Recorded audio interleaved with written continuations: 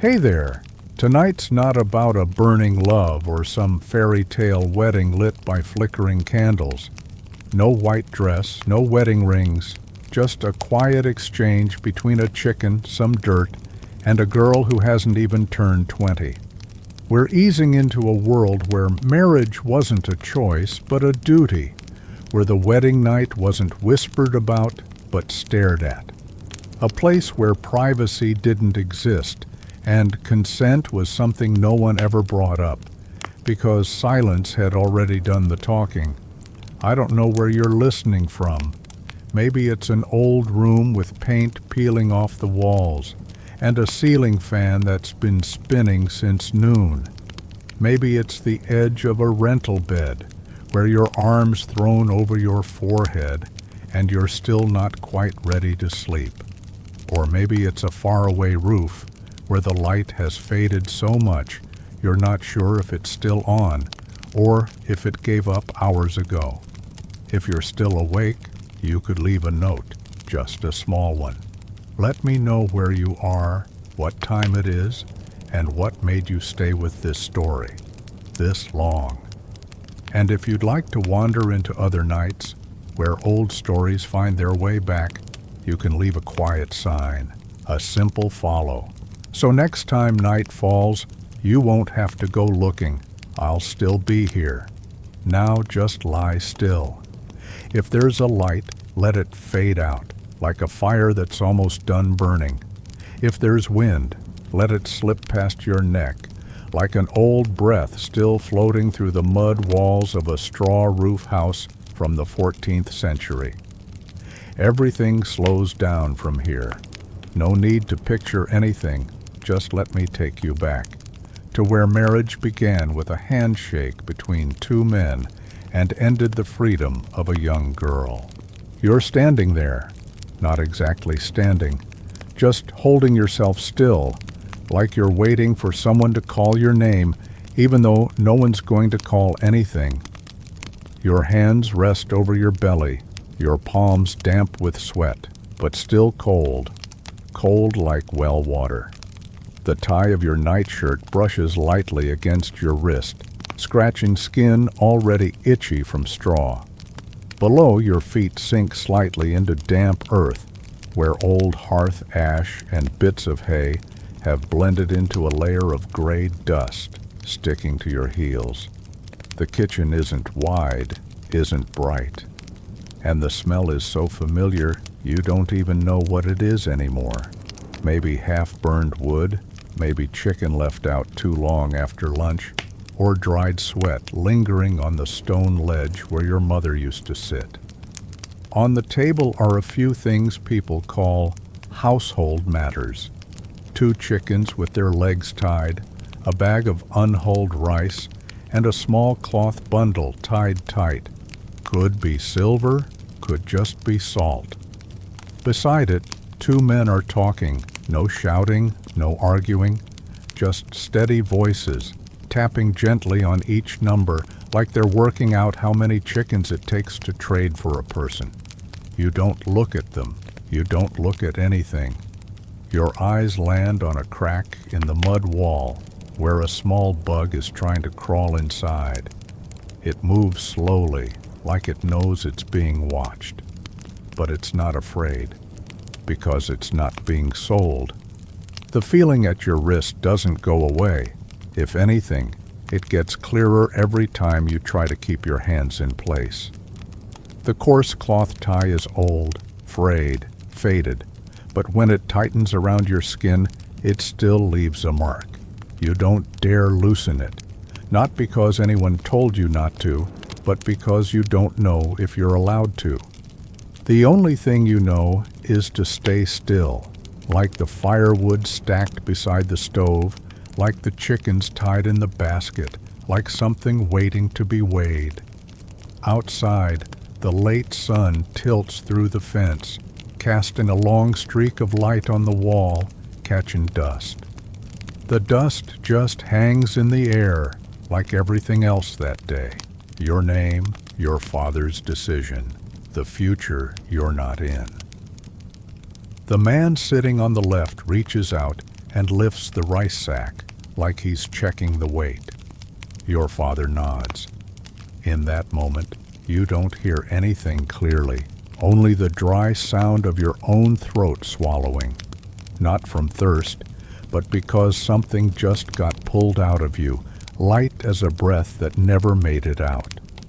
The stove is still warm, but you're not. You're cold down by your calves, where damp straw sticks to your skin, and colder at the back of your neck, where old sweat still hasn't dried. It feels like standing in front of a deep well. You don't fall, but you don't walk away either. You remember the first time you were shown how to split firewood. Your father tapped the back of a dull knife on a small log and said, "No need to hit hard, just aim right." You didn't get it then, but now maybe you do. Some things don't need force. They just need the right spot, and they crack. Marriage where you live doesn't need love. Just two nods, one from your father and one from the man holding the rice sack. No flowers, no kisses, just soft enough chicken to boil for the wedding meal, and a straw mat long enough for two people to lie on without kicking each other. A fly drifts past your face and lands on the chicken basket. The chickens don't move, neither do you. And in that moment you realize you're not the main character in this deal. You're just something on the list, like firewood, like salt, like a piece of land that's about to be handed over.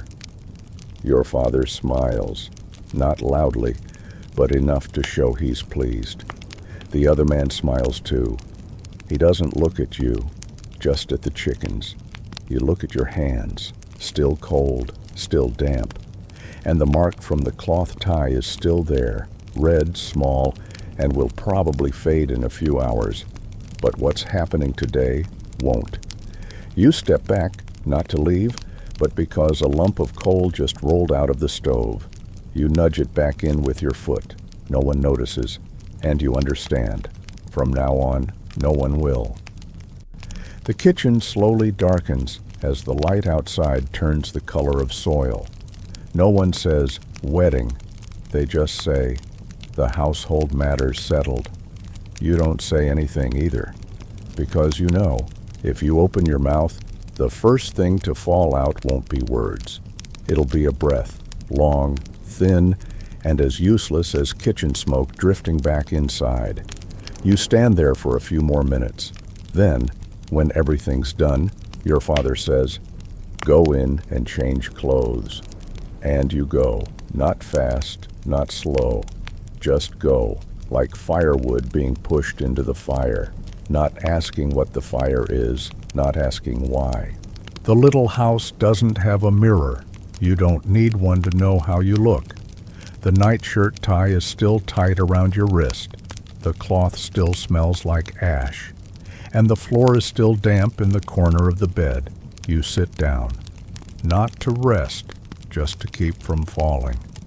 Because even if marriage is supposed to mean going on with life, no one ever taught you how to live like this. And night hasn't come yet. It's only just beginning. Everything's still shifting, including you, and that chicken with its legs tied, still not ready to turn its head. You're still sitting in the house, not sitting like someone who was invited, but curled up like an old sack that no one's bothered to tie.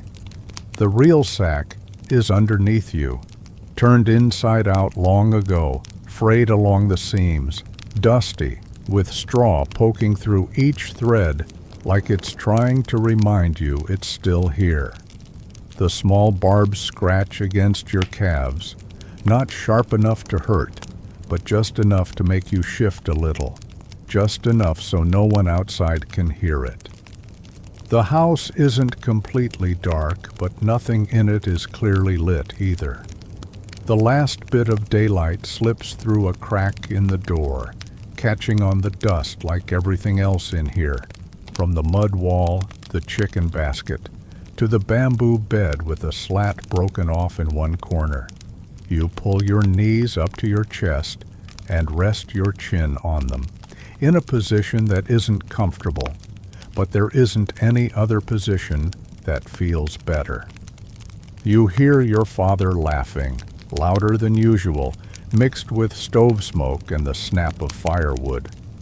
It's the kind of laugh that sounds dry, like ash, with the smell of hand-rolled tobacco and the feel of a meal that's about to include meat. Outside the door, a few men have gathered.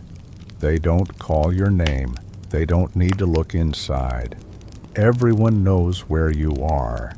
Your name now only exists in a sentence like, "We've taken care of it," followed by a nod between two drinking men. There's a chicken in your lap, not a metaphor. A real one, legs tied with twisted twine, belly a little damp, eyes wide open, unblinking. Chicken eyes are always round, but today it's looking at you like maybe the two of you are about to trade places. You don't make a sound, it doesn't either. Just the staring, flat, blank, and willing. You used to think you'd cry, or at least feel a tightness rising in your chest.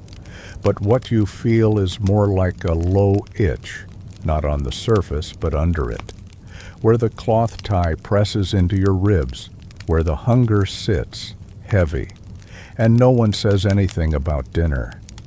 You don't know what bothers you more, the tie on the chicken's leg, or the one in your stomach when you hear your father nod at the man in the worn coat. The wind slips through a gap in the wall, bringing with it the smell of wet firewood. It mixes with straw and old sweat clinging to the sack, thickening the air like porridge left out overnight. Every time you breathe in, your chest only lifts halfway, like the space around you is too full to hold a proper breath. They call the things outside wedding gifts. There's a chicken, a small sack of rice, a promise to lend land next season. It's all laid out on the table like an offering. No flowers, no colored wrapping. Just real things, solid things, priced things.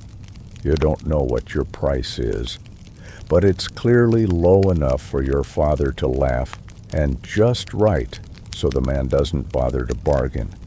You remember the last time you had meat with rice? It was your grandmother's death anniversary. You were still a kid. You hadn't been taught yet what meat had to be traded for.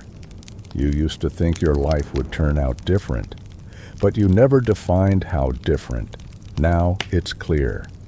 As clear as the sound of a cleaver on a cutting board outside and your father saying, "It's tender, perfect."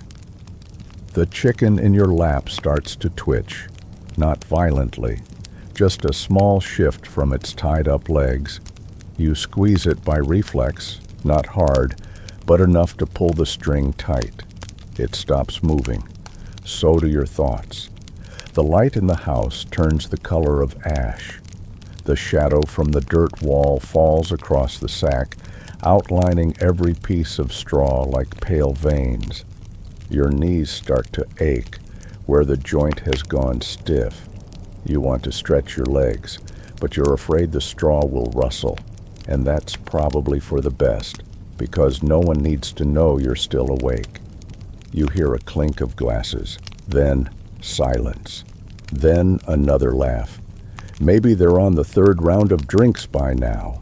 You're not keeping count. But your stomach tightens, not from the cold, but from hunger. The feeling comes and goes like a small wave, not enough to make you faint, but enough to remind you you haven't eaten since noon, and that you might eat tomorrow, if certain conditions are met. You don't want to think about those conditions, even though you know and everyone knows it's not in the sack of rice or the bundle of straw. It's in that man's arm, and in the look he'll give you on the first night. The chicken's still in your lap. Its eyes haven't closed, haven't shifted. You're starting to hate it. Not because it makes noise, but because it doesn't. That silence. It's too much like you, so much that you turn your face away, like someone avoiding a mirror, even though there isn't one in the room. You shift your position, one leg stretched out, the other still bent. Your head leans back against the dirt wall, cool but firm. You tell yourself you'll sit just a little longer, just until the men outside are done talking. Then you'll get up. Washington change clothes. But you don't get up, and they're still not done. You stay there, like if you just stay still, none of this will happen. But time doesn't stop. It only slows down, just enough for you to feel that you're being swapped out. The chicken lets out a low noise, a soft cluck, stuck in its throat. You wonder, maybe it's hungry, or scared, or cold, or maybe like you it just knows. Neither of you gets a say in any of this. Outside, footsteps are thinning out. A chair scrapes, someone spits on the ground, then the sound of shoes stepping onto the stone ledge. The man is getting ready to leave. Your father walks him out. And you're still sitting there, head resting on an inside-out sack, arms around a chicken, and no one has said a single word to you. The house keeps dimming, but the night isn't quite here yet. Maybe it's hiding somewhere in the yard, waiting for you to fall asleep. But you stay where you are, like if you don't move, maybe the darkness won't notice you first. You still don't go to sleep, not because there's anything left to do, but because if you close your eyes now, you'll hear everything more clearly. The fire in the stove has died down, just a few tiny embers breathing their last. You're crouched at the edge of the hearth, back against the dirt wall, one hand holding a needle, the other keeping the fold of a coarse cloth you're still working on. The damp smoke clings to your hair, dries inside your nose, and burns like it's slowly pushing you out of your own body. You lower your head, threading the needle carefully. The end of the thread is worn from being licked and twisted too many times. Your eyes aren't used to this kind of light, part ash, part mist. It makes every movement feel slow, like you're sewing with fingers dipped in glue. The needle is sharp, pushing through cloth thick as old leather and hitting your skin with quiet rhythm. Not deep, not bleeding, but never missing a beat. Every time the needle slips, you pull it out, blow on it, and keep going. Not because you want to finish the sewing, but because while your hands are busy like this, your eyes have an excuse not to drift toward the other side of the stove. But eventually, they do. Because every sound in this house leads there, to where your younger sister is curled up like a little cat, knees drawn up, mouth slightly open, like she just said something in her sleep and forgot to finish it. She's still young, not little like a baby, but just young enough to not understand why you've gone so quiet in the evenings. Her fingers still have bits of flour on them, from kneading bread with your mother, some dried on her cheek into a pale white streak. She doesn't know it's there, and you don't want to wipe it off. Like touching it now might wake her up, and if she wakes, she'll look, and if she looks, she'll ask. You lean forward, and your back gives a quiet sting. The shirt you're sewing isn't for you. It's part of the bride price. An outer shirt made of stiff cloth, meant for the man you never chose. The needle follows the thread, trembling a little, as wind slips in through the cracks in the door. You start counting each stitch, not to keep track, but to keep time from slipping out of your hands like a sleeve falling off your lap. Your sister shifts in her sleep, smacks her lips once, then settles again. The sound is so soft only you can hear it, but it echoes through you like termites in old wood. You know her turn will come, maybe in 2 winters, maybe sooner, if the neighbors need a bride for their son. And then there'll be a night just like this one, smoke, thread, and a kind of sadness that doesn't have a proper place in the house. You pull your hand from the cloth and open your palm. 2 red dots, one already dry, the other fresh like a raindrop on a leaf after a quick shower. You don't wipe it. You let it stay. Like that small sting is easier to take than whatever's about to settle over you. Smoke curls up from the hearth in slow spirals, then disappears into the dark. The wind sneaks under the door, carrying the smell of wet earth and shoes not yet dry. You turn to look at your sister. Her face, asleep, holds nothing but peace. No knowing, no need to know. She's still in the part of life where dreaming is allowed without cost. You were there once too. For a short while, before the questions came that no one answered, and the looks that only turned away once you started to understand. The needle hits your finger again, this time a little deeper. You don't pull back right away. That pain feels real, more real than the well-meaning words from earlier today, when people told you you've grown up, you're good, you listen well. You didn't answer anyone, just nodded and smiled with dry lips.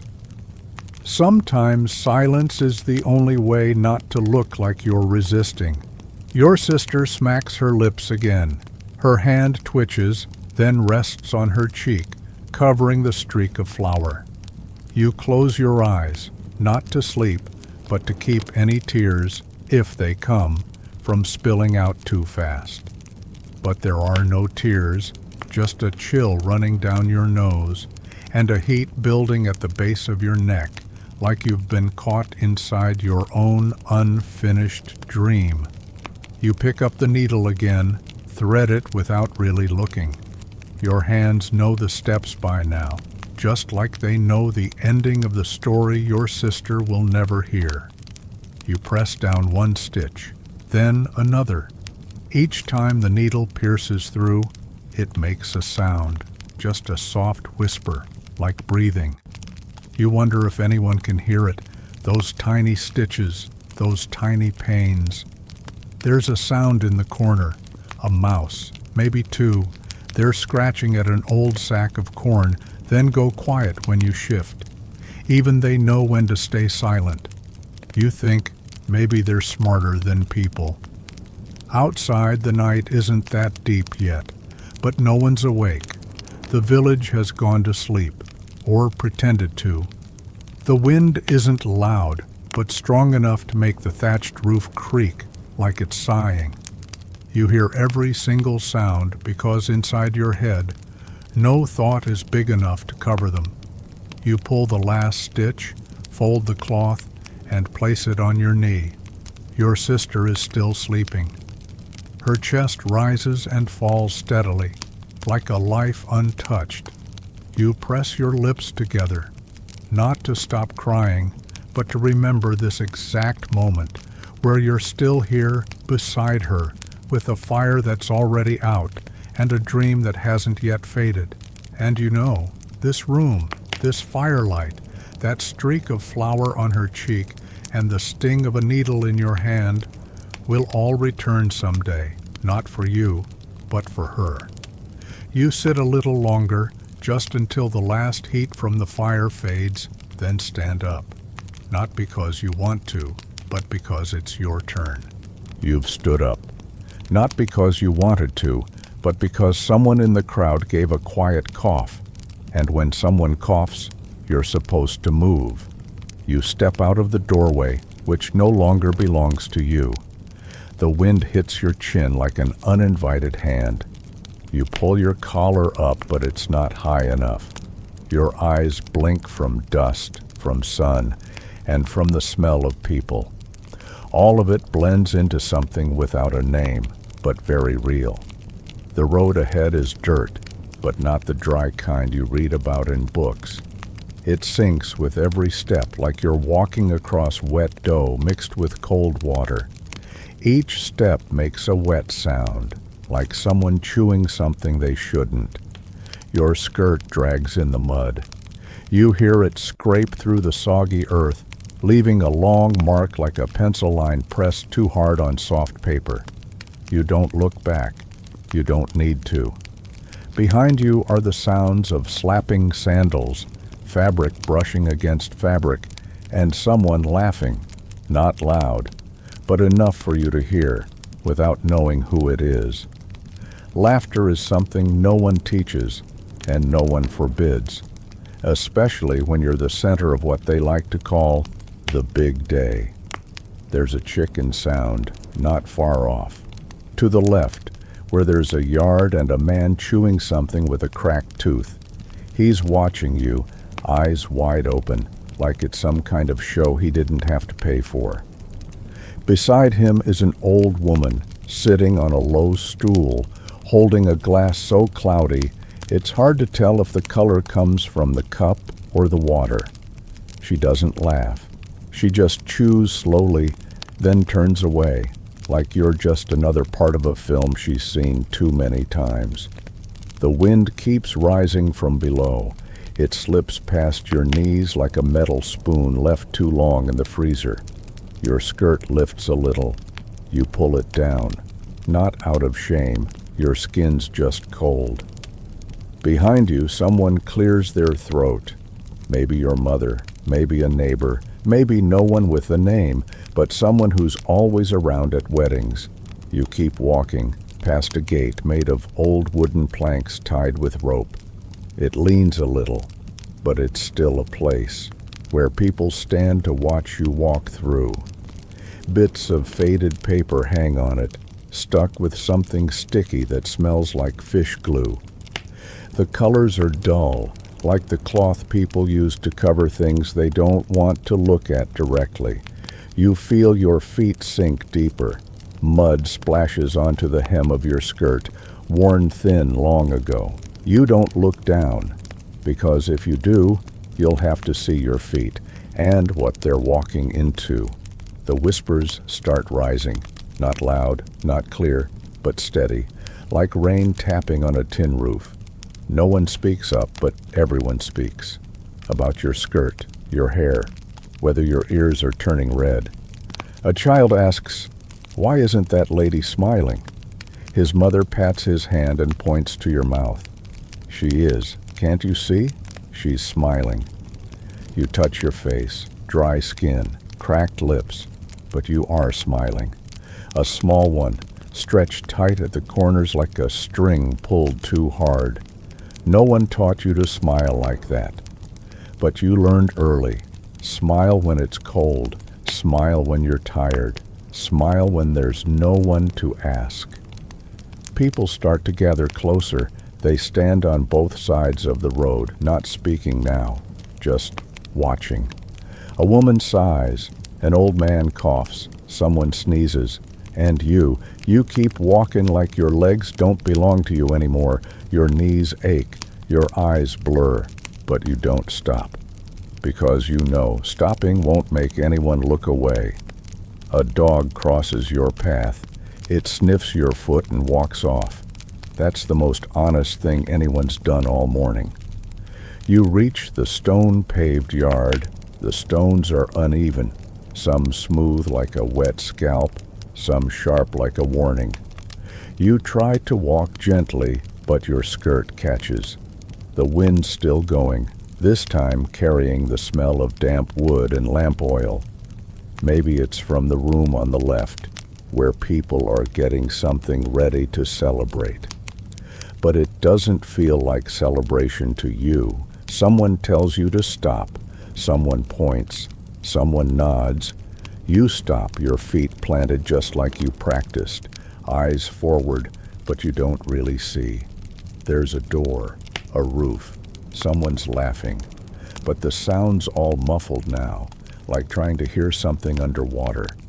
A man steps out, not young, not old, not handsome, not ugly, but definitely the one you're supposed to call husband by the end of the day. His eyes don't stay on you long. He looks at you like someone inspecting a table, seeing if it's sturdy enough to bring inside. You nod, not because of him, but because someone behind you cleared their throat again. They invite you in. You step inside. In your head, everything slows down, like walking through a smoky room where every step leaves a long trail no one sees. The smell of cooking oil and damp cloth pulls you back to old afternoons in the kitchen. But this time, there's no soup pot waiting. You sit on the mat. It's stiff. A piece of straw pokes through the fabric, pressing into your leg. You don't move. You don't complain. Everything has to stay quiet. Your eyes start to water, not from crying, but from the stove smoke drifting in from the back. It stings. But no one wipes your eyes for you. Someone calls your name. You nod. Then they call his. He nods too. 2 nods. Everyone claps. You stop smiling. Your face freezes. But no one notices. They're busy telling each other, that's it. A woman says, not bad, huh? A man says, mine was the same. And some kid asks, is she a princess? No one answers, because princesses don't walk through mud. And nobody stays quiet at a wedding, unless it's so quiet you can hear your own footsteps. You keep sitting for a little longer, not because anyone told you to, but just to make sure this silence won't come back again. You leave the mat when people have stopped looking your way. No one tells you to stand up. No one stops you either. They just start eating. And the sound of chewing, slow, sticky, wet, rises like a soft rain falling on rotting leaves. You hear wood creaking, chipped porcelain bowls knocking together, chairs scraping the gray floor. No one calls your name, just glances, quick, passing, then gone. Like you're just the next part of the meal. You step quietly to the back, through the kitchen that's already open. There's no light, just a beam slipping through a hole in the roof, catching dust that floats like scentless smoke. The fire's not red. The coals have been cold a while, but the pot still isn't clean. You know this, because they left it off to the side, upside down. No need to explain.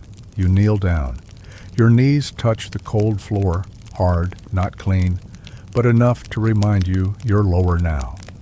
Your hands find the pot. It's big, heavy, black. The bottom burned like a scar no one wants to admit they made.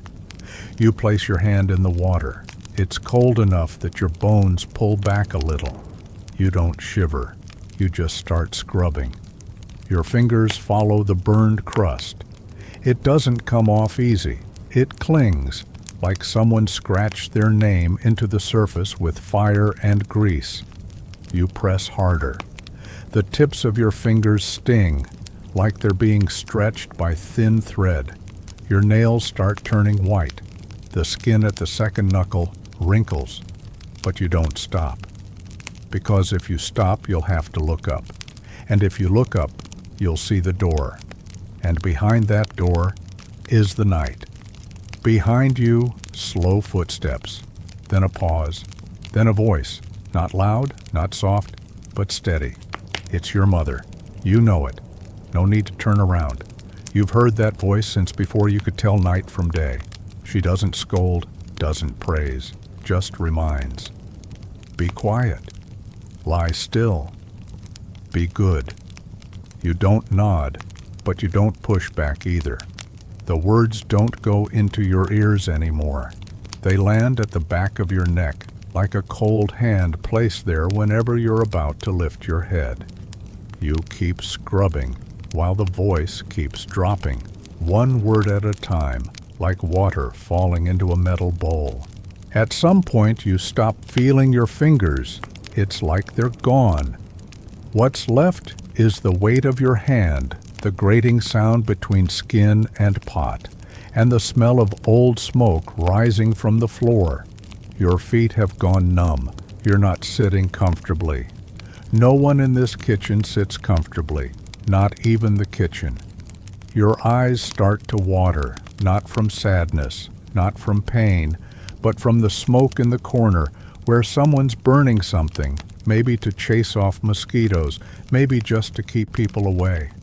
You're not sure, but it stings, steady, like your mother's voice. Be quiet. Lie still. Be good. You imagine your scalp like another scorched pot, and each of her words a smear of soot trying to be wiped off.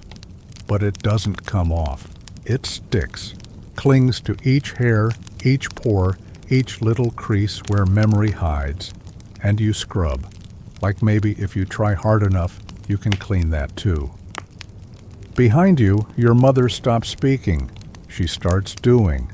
The sound of bowls, chopsticks tapping against a basin, the clink of porcelain being stacked into a basket. No one talks in the kitchen, maybe because there's nothing worth asking, or maybe because they all know. On a day like this, questions don't belong. Your stomach churns, not from hunger. You don't remember when you last ate. But the feeling in your belly isn't hunger. It's more like a warm hollow, like something used to be there, and now it's gone. Maybe a thought, maybe a belief, maybe just a sip of water you forgot to drink. You lift the pot, flip it over, check the bottom, still black, still burned. You breathe out, long, but not from being tired, just to keep going. Because when you breathe in again, it means you're still here, in this kitchen, with this pot. And the night hasn't started yet. There's a voice outside in the yard, not calling for you, but enough to turn everyone's eyes toward the door. You quickly wipe your hands on your skirt, then stand up, knees trembling from the numbness. When you walk, your joints creak like an old chair. No one notices. They're all doing something more important than watching you. You rinse your hands in a basin of cold water, not clean, but cold. You feel your fingertips again, still there, still red, still swollen, but still yours. And that's enough, for now. Someone hands you a towel, says nothing, just hands it over. You wipe your hands and fold it carefully, like folding that towel the right way might fix something else that's not quite right. You hear chairs shifting outside. They're getting ready for the next part. Not eating, not talking, a ritual, something everyone knows, but no one describes. You don't ask. You're not supposed to ask. Be quiet. Lie still. Be good. You repeat it in your head, like a song with no melody, no rhythm, but it keeps playing, like a clock ticking through the night. You get up, look around, and walk toward the door that's still open. The light on the other side isn't bright, but it's enough for you to see your shadow stretch across the floor, like you're following yourself or stepping into something someone else has laid out for you. And when you cross that threshold, you don't look back, not because you're scared, but because something already closed before your hand even touched it. And then you step into the church, where every breath feels like it's been sitting there longer than your memory. The wooden door closes behind you with a low thud, like a final breath. No one turns back. You don't either. The stone floor beneath your feet is cold, like an unplowed field in mid-January, hard, still, unforgiving. You stand there, shoes still muddy, dress touching the floor, arms at your sides. In your mind, the last sounds from the kitchen still echo, like a prayer left unfinished. But in here, there's only the bell. The bell doesn't ring clean. Each time it sounds, it breaks a little, like it's coming from an old throat trying one last time. It rises to the ceiling, then falls on you, slow as melting hail against lime walls. A drop of sweat slides down from the nape of your neck, tracing your spine like a small worm, not in a hurry, not stopping either. You don't move. You're not allowed to. In front of you is the altar. To the left are pews. To the right, them. People wearing the finest clothes they own. No one sits easy. Everyone's back is straight, heads down, eyes locked on a point that isn't there. Like if anyone blinks, something might come undone. You smell incense, cold stone, and sweat that's been steeping in cloth. It clings to the skin behind your neck. Someone clears their throat. Someone sighs because their knees hurt. You don't turn around. You just count your breaths. One more step, then another. You walk forward like your feet are tied down with string, and if you step wrong, the whole room might fall apart. The priest is standing there. His eyes already seem fixed on your forehead, waiting for the right moment to stamp on another label. No need to check if it fits. He starts talking. No one prompts him. No one interrupts. His voice is even and dull, like butter on a cold pan. He talks about duty, about obedience, about blessings, about silence as a kind of virtue. You hear it, but you don't understand. Not because of the words, but because your mind is still stuck back there where your dress is getting heavier with sweat in each fold. Someone touches your hand. No eye contact, just a ring, cold, small, hard. You reach out by instinct. It's the finger you never use, except maybe to hold still at the table. The ring slips past the first knuckle, then stops. Not smooth, not a fit. The other person doesn't stop, doesn't ask if you're okay, just presses. A firm push, not hard, but final. Like closing a box without checking if everything inside is settled. The joint stings. Like a shard of glass sliced across the skin, not deep enough to bleed. Just enough to remind you that from now on, you're not leaving. No one gasps. No one notices the break. They just look at each other. Then at the cross where the wood's gone dark and Christ still keeps his eyes open. The priest lifts the cup.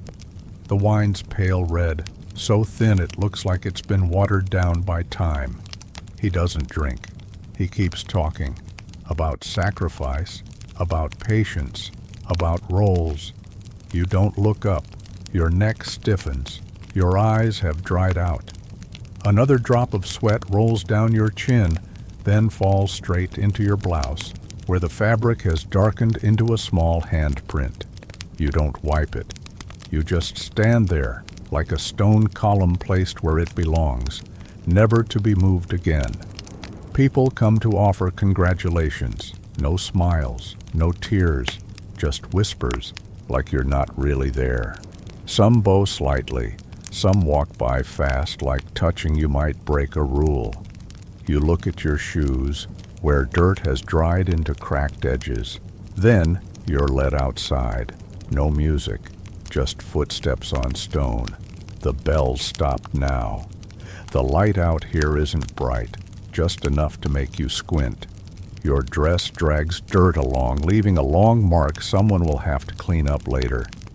You don't ask where you're going next. No one says. You just follow. Hands still joined, even though the ring has numbed your pinky. The breeze slips through the collar of your blouse, cold, like a warning. No photos. No one shouts your name. No one asks what you want. Because everyone knows, no one here gets to want anything. You lower your head as you step down the stone stairs. Each step feels like a wordless prayer. Night hasn't come yet. But you know, it's waiting, in a room where someone has already lit the candles. You leave the church when the light has turned the color of lead. The crowd disperses quickly, like steam after a bad meal. No one interested enough to stay longer than needed. The bell falls quiet, not because time is up, but because the bell ringer has gone to handle the rest of the feast. And you're led toward the old hut, slowly, like someone walking a creature that doesn't know it's just been sold. Your parents' hut has nothing new, not even the smell. It's the same one you've known since before you could speak, a mix of old sheep fat, unswept ash, and damp wool that never made it to sunlight. You step inside, duck your head under the beam, and stand still like a peg hammered into place. No one tells you what to do, but you don't know what you should do either, because there's nothing to do except stand there and wait. You're wearing a wedding dress, your mother's dress, not white, not fitted, and not soft. It was pulled out from an old wooden chest after many years, rinsed quickly in ash water, then mended with a strip of brown thread that almost matches the dirt. The shoulder straps pull like the handles of a water pail, pressing into your skin without effort. The waist is so tight you can't breathe deep. Every time you turn, the back of the dress lets out a small creak, like teeth grinding, something only heard if you're quiet. In a room nobody wants to stay in for too long, you don't sit down. The dress scrapes against the backs of your knees, where it's been cold since morning. Outside, the wind keeps slipping in through the straw door, like a damp finger swiping over your skin. Not quite freezing, but cold enough to raise goosebumps every time you shift. No one tells you whether tonight you'll sleep on the plank on the ground or on the blanket that smells older than your memory. There's a candle burning. It's not tall, not new, and the flame isn't yellow, just a low orange flicker, like it's still deciding whether to stay alive another hour. You don't look at it directly, but you can see how it throws shadows on the dirt wall, patches that ripple like drying cloth in a room without doors. No one talks. Your mother stepped out when the bell stopped. Your father sits on the doorstep, not turning around. Not because he's ashamed, but because he's lived long enough to know sometimes turning your back is easier than looking at something you know can't be undone. Your neck starts to itch, maybe from sweat, maybe from the rough cloth, maybe from the dust hanging under the earthen roof. You lift your hand to scratch, but your fingernail hits the stiff seam of the dress, slips off, and does nothing to help. You lower your hand, no reason to try again. Night hasn't fully arrived, but the light is already gone. Everything fades into a steady gray, not pitch dark, not completely black, just gray, like cloth washed too many times, front and back now all the same. You blink slowly, and when you open your eyes, you're still there. The hut is still standing, the dress still doesn't fit, and your heart is still beating, not out of life, just out of habit. There's no separate bed, no closed door, and no questions. No one asks if you're hungry. No one asks if you're scared. No one asks if you want something else. Because they think they know the answer, and because they've heard this story too many times to believe the next part could be any different. Footsteps outside the hut, neither heavy nor rushed, but enough to pull your stomach down like you just swallowed a rock. You don't turn your head, but your feet tense inside your shoes, as if the ground under you just shifted. The wind slips in again, this time carrying a scent that's hard to name, old wood, burnt cloth, and the smell of a night that won't repeat, but won't be spoken of either. You think about the candle, not because it's pretty, but because it's the only thing in the room that can disappear without leaving a trace. You wish you could vanish like that, quietly, without flaring up, without burning out, just fading until gone. But you don't disappear. You're still there. Your hand lightly grips the side of your dress, like holding onto something that might pull you out of time, pressing down. Out there, the sound of people grows closer, not loud, but steady enough to tell you they're coming, not to ask, not to celebrate, just to make sure everything goes the way it's supposed to. You look down at your hand. The skin on your ring finger carries the dent of a band, not from love, but from cold steel that never changes its mind. You blink again, and then, like getting ready for a performance no one wants to join, but no one dares miss, you breathe in, slow and deep.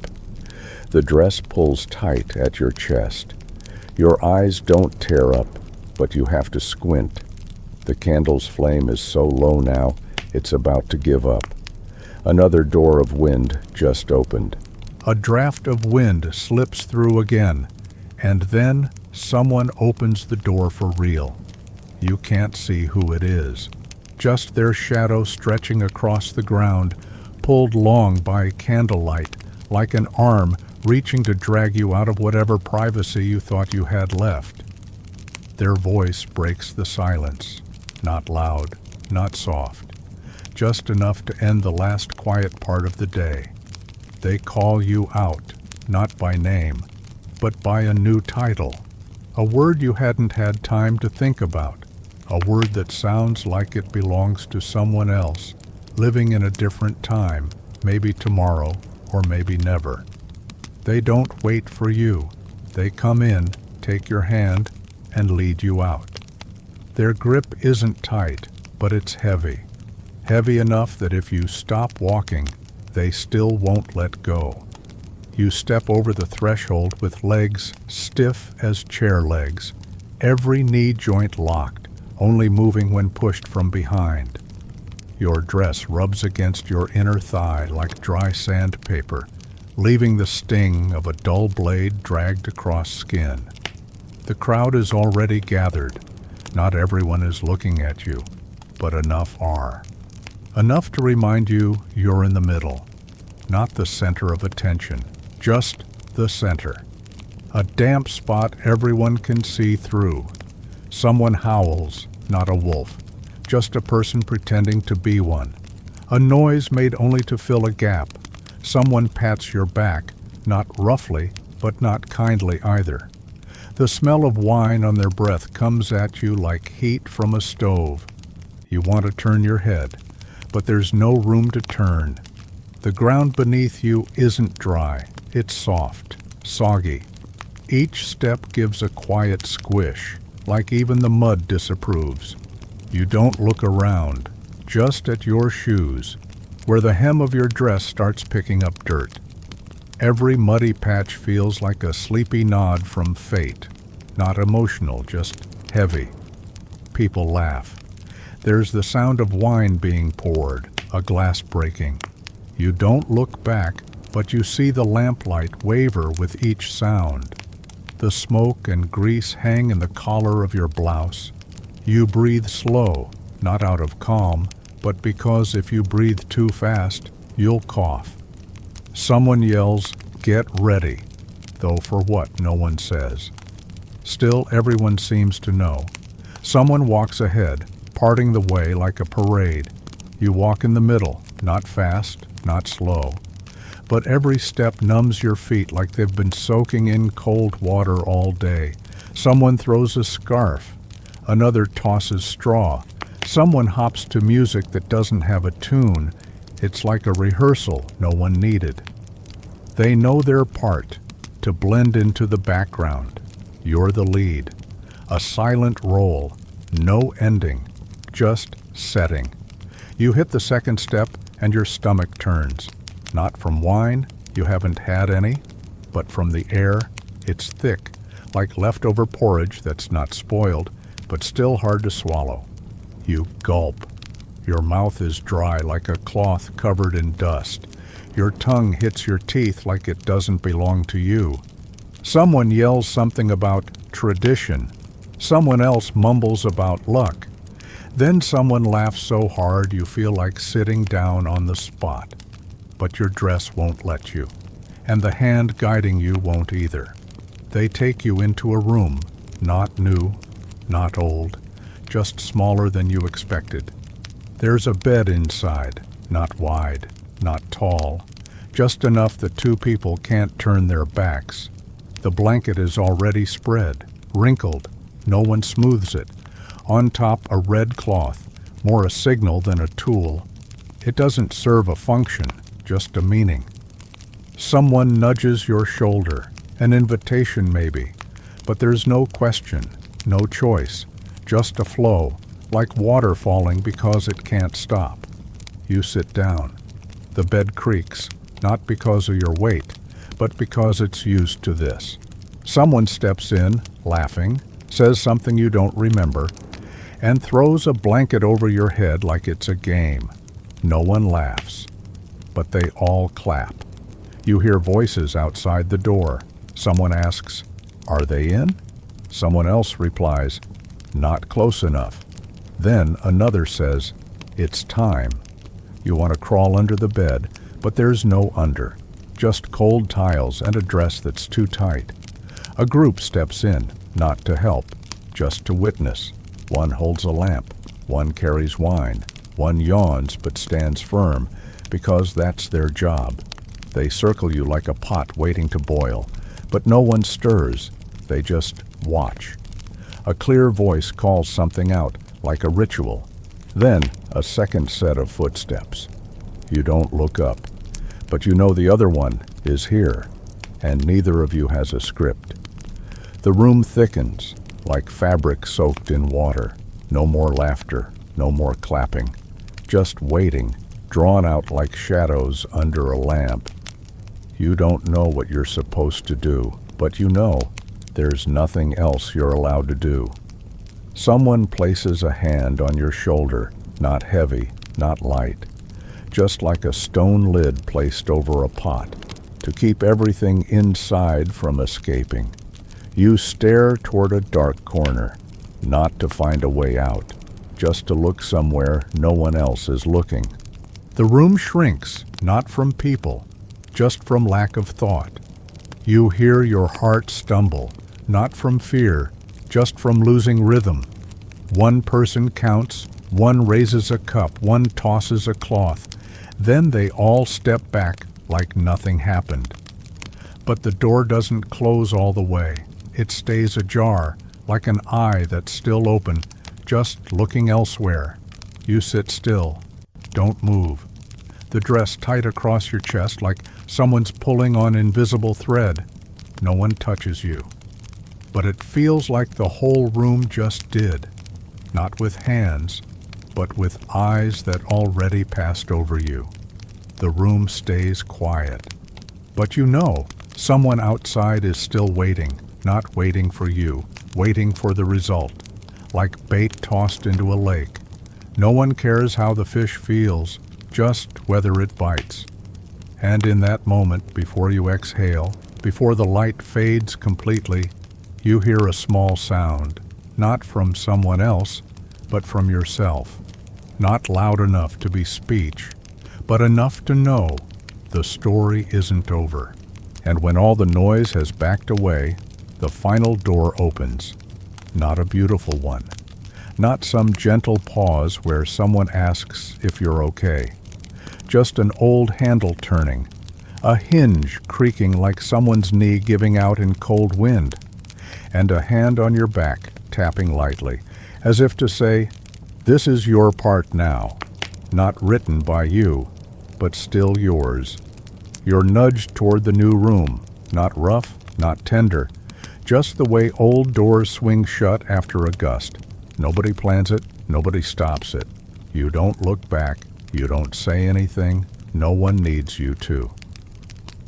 The floor is packed dirt, smells like wet grass left soaking all winter. Your heel sinks a little, not enough to fall, just enough to know the ground hasn't made up its mind whether to hold you or swallow you. You don't lift your foot right away. If you do, the soul might stay behind. The room isn't dark. There's torchlight outside, spilling through the open slats, casting shapes on the wall. Every shadow long and tilted, hard to name, like spirits pretending to be people, not really trying to scare anyone. You don't stare at the light, just glance enough to know you're still being seen. There's a bed in the back, not new, not wide, but it's there like a ship mast in a small room. Everything, old and new, leans toward it. The wood frame is dark. It creaks when someone steps near, and the blanket, already folded, looks like an invitation you can't refuse. But no one really means kindly. You don't ask anything, and no one asks you. No one needs to know if you're all right, if you're cold, if you'd rather leave. They just want to know if you'll finish tonight, like your unfinished work. Bread still dough, bucket not yet full. There's no ceremony, just people. And eyes. A few stand close, a few lean on walls, a few sigh like this has happened to them, or should have.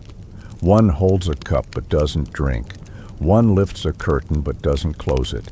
Everything left open, not for air, but so no one has to unlock it later if proof is needed.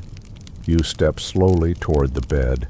Each step makes a soft suck as your heel fights to lift from the damp floor. Your dress brushes your legs, stirring up old dust from beneath the frame, where mildew lingers like a story left unwritten. You don't sit, you just stand. Not because you're unsure, but because you don't know if you'll be able to stand back up. Your chest feels like an overstuffed sack, tight not from fear, but from being full. And you don't know when it might split. The room stays quiet. No one hurries you, no one waits. They just watch, like you're a puppet and they're the crowd, not caring who pulls the strings, as long as you move on cue. You turn your head, just a little. Not to find someone familiar, just to make sure you still can. One glance at the door, it's still open. But not for you. Like a bridge that's been pulled up, just water dripping now, in between. Someone steps closer, says a few things you can't make out, the voice flat, steady, as if reciting from memory. You don't answer, not because you don't understand, but because words now are just extra sound. They change nothing. You place your hand on the edge of the bed. It's cold, not from the air, just from being untouched. Your hand trembles a little, not enough to see, but enough to feel at your fingertips. Your pulse isn't loud, just stubborn, like the echo of water dripping into a broken jar. You hear someone exhale behind you. You don't know who, but it sounds like a sign. You don't turn. You just lift your skirt slightly so you won't trip, and take one last step, not far, but far enough. There's no way to go back. You sit. The bed gives a little, the blanket rustles, and then nothing. The room still has some light, just enough to see where you are. No one else needs proof. You look at your hands, not shaking now, but cold, really cold, like they've been outside longer than you thought. Then you let them fall into your lap, like kids who don't know where to tuck their hands. There's a voice outside. A man sounding lazy says, "That's probably enough." Then someone laughs, not joy, just a noise shaped like a laugh. It fades as fast as it came. You don't know how long you've sat. No one tells you to rise. No one needs anything more. You just have to be there, like a table in the right spot, like a curtain no one bothers replacing. Just don't let it fall. Then the room grows dimmer, not because someone doused the torch, but because the eyes are leaving. People turn away, not because it's finished, but because it's enough. Like leaving a small stage no one expects an encore from. You're still there, your hands still cold, heels still pressed into the floor. Not deep, just enough to know today isn't yesterday, and tonight, it's not yours. A breeze slips through the cracks, not strong, not enough to make you shiver, but just enough to shake the cloth hanging in the corner. And in that rustle you remember, a morning will come. And while morning hasn't arrived yet, you're still sitting there. The wind has stopped. That scarf in the corner doesn't flutter anymore, or maybe it's just gotten used to fluttering every night. No one speaks, but the silence in the room thickens, like leftover smoke from a party that's long over, heavy, stale, hard to crack open and escape. You stand up. No one tells you to, but the dirt floor under your feet has gone cold, and your legs, even though they're not quite ready, can't stay there much longer. Your knees ache, your back's gone numb, and your skirt's stained near the hem, and you don't know when it happened. You lift yourself with one shallow breath, then stand still, like a fence post, hammered into the ground. No purpose, no explanation. The room isn't empty. It never was, and maybe it never will be on a night like this. People are still here, not crowded, but close enough that turning around means brushing against a shoulder. One person sits by the wall, hugging a bottle like it holds a plan someone else ruined. Another chews on dried meat, slow and steady, like finishing yesterday one bite at a time. Someone else just stares, not talking, not blinking, not needing a reason to be spoken to. You're still standing, close to the bed, or what they call a bed. Old wooden frame, one leg shorter than the others. The slats are scratched, smell like a chimney, ash mixed with years of damp. Straw pokes out from the sides, dry, sharp, ready to jab your ankle if you stand too close. The blanket isn't really a blanket, just a piece of stiff, dark fabric, hardened from too much hand washing. Its frayed edges look like a child's hair yanked and let go halfway through. You don't look at anyone, not because you're scared, but because every stare has already done its job. Now they don't look directly, they just glance, long enough for you to notice, quick enough to pretend they didn't. Like if they don't fully see you, they're not really part of this. You shift your foot. A small step. A bit of straw falls from the mattress and brushes your bare calf, where your skirt doesn't reach. It feels like a sewing needle, not sharp, but irritating. You don't scratch. You just stay still, like waiting for the straw to figure it out and leave on its own. Your back touches the wall. It's cold like a slab of nameless stone.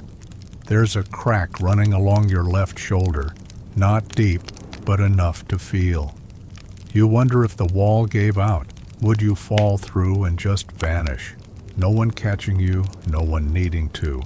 The people start talking, not loud, not in sync, and not to you. One tells a story about last year's wedding season. Someone laughs quietly like they've heard it before, but don't mind again. The laughter doesn't carry. It just rolls past a glass and sinks in someone's throat. The smell of wine gets stronger, not from drinking more, but because the air's so saturated now, everything's starting to ferment. You barely move. Your hand clutches a corner of your skirt, not from fear, just not knowing where else to place it. Your shoes are damp, the toe lifted just slightly, like hesitating. You want to sit down, but the bed isn't yours, and the others are still around. A fly drifts by. It buzzes near your face, lands on the edge of the blanket. No one shoos it away. No one cares. In this room, a fly isn't worth the trouble. It's just part of the evening, like smoke or straw, or that crooked wooden leg holding up the bed. Someone sniffs. Just a small noise, but it breaks the pause. Then quiet again. A joint cracks in one corner, a bowl taps against the floor, and then quiet again. Everything in this room knows how to return to stillness after the smallest shake. You breathe out, gently, not too deep. If you breathe too deep, you might faint. And fainting isn't allowed on a wedding night. Fainting is a kind of refusal. Fainting means not doing your duty. And in this bridal room, there's no room for being absent, even for a second. You lower your head, not out of shame, just because your neck is stiff. The back of it sore, like it's been holding too long in the same position. When you lift your head again, the light has dimmed a little. Maybe wind, maybe someone's hand passing over the flame. But the room now feels like a waiting station, not sure who it's waiting for or what. Someone pours more wine. A soft clink, like a wooden lid being snapped shut. No one drinks right away. Everything moves slow, like everyone's waiting for some invisible drumbeat. And you, whether you like it or not, are part of the wait. You glance at the door, still open, but no one's out there. No torches, no shadows, just colder air, sneaking in and mixing with sweat, leftover meat, and half-burnt coal. You think about saying something, a sentence, any sentence. But they're not waiting for words, they're waiting for proof. And proof in this room doesn't come from what you say. It comes from the blanket, the straw bed, from whatever does, or doesn't, happen. You hear the mattress creak. No one's on it, just the wind shifting the stuffing. But it's enough to make someone look at you, a glance, then a forced smile, then nothing. You don't faint. You're still standing, still cold, still tired, still being watched. But you don't fall, don't run, don't disappear. Tonight, that counts as being here. And then, just when everyone seems to have stopped paying attention, someone steps toward you. The woman doesn't walk fast or slow. She just moves toward you like she's walked this stretch 100 times already, on floors that are always the same, cold, sticky, and slanted, just enough to make you feel like something's pulling you sideways. Her hands aren't empty. She's carrying something folded, poorly, tucked under her left elbow. Her right hand gestures, not to steady you, just to say, go. No one introduces her. No one needs to. People like her don't need names, just timing and the job. She calls your name, not loud, not soft, just enough to make everyone else stop chewing and turn their heads. One of them smiles like they've seen this part before. One lifts a cup, not to drink, just so their hand isn't doing nothing.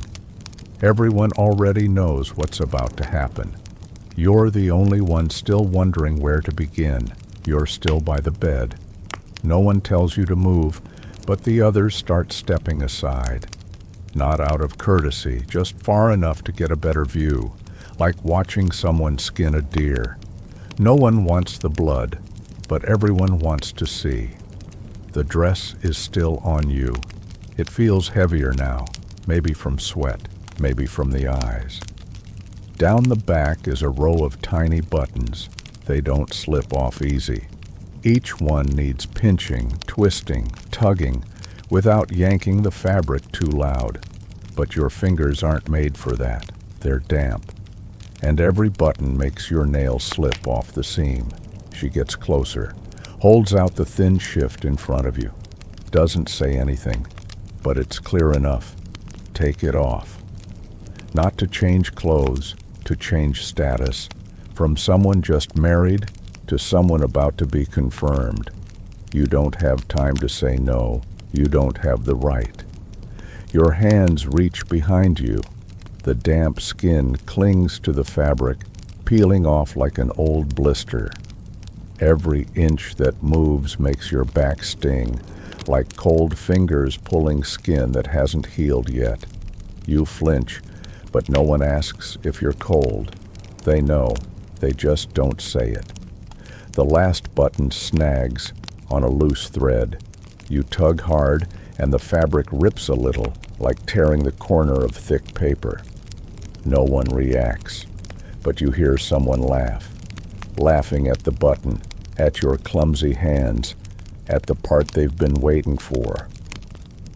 The dress slides off your shoulders, not quickly, not cleanly. The sweat has dried to salt, and the fabric scrapes against it like sand on raw skin. Your neck flushes, not from shame, but from being rubbed the most. Your shoulders bear the marks. Your hands hold the cloth in place, trying to slow it down.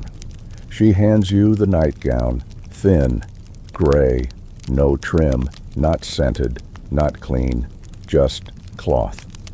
You put it on the way someone throws a rag over a wooden chair, not for comfort, just because that's what you're supposed to do. The wind creeps in through the collar, slides over your collarbone and down the open part of your chest. You feel goosebumps, not from cold, but from standing bare in the middle of a market stall with no sign and no cover. They're staring again, no blinking, no pretending. Their eyes run down your body and back up again.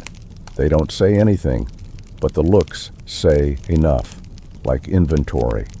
One tilts their head, one lifts a brow, one gives a little nod like something just got confirmed. You don't look back, you can't. Your eyes are locked on a loose thread at the hem of the nightgown, a single line of stitching, long and unfinished. If you pulled it, the whole edge might come undone. You think about it, just to give yourself an excuse to bend down, but you don't. Because no one in this room needs you to bend. There's whispering. You don't know where it's from. Maybe the far corner, maybe someone by the door. A line that's half joke, half smirk, not said to you, but about you. You hear the chuckle, and you know you're not allowed to respond. Every step you take toward the bed, the fabric brushes your skin like cold water poured by spoonfuls.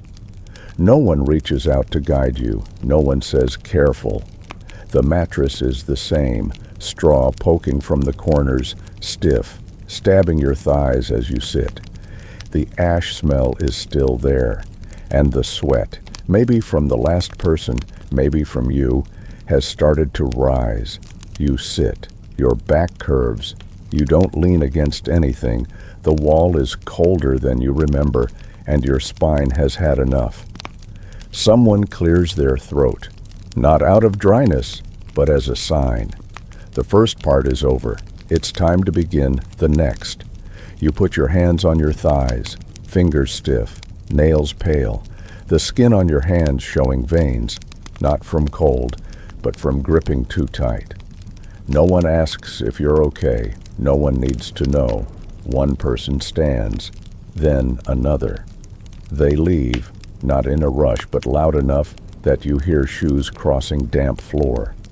The door opens, then closes, not locked, just left open enough for someone else to enter, someone who's meant to. You breathe, not deep. The air in this room doesn't stretch that far. You roll your shoulders. The nightgown sticks to your back like a wet rag. Your head tilts, not to rest, but because your neck can't hold itself up anymore. You think of your mother, not a warm memory, just a picture, her folding a dress into a chest. Maybe she knew, maybe not. But no one in your house is allowed to ask how your mother spent her wedding night. They just said, "You'll be fine," and never said what fine meant. There's a knock, one beat, not loud, not soft, just one. And you know, this is the moment when everything that could be covered won't be. No more buttons, no more looking away, just you, and a room that's waited long enough.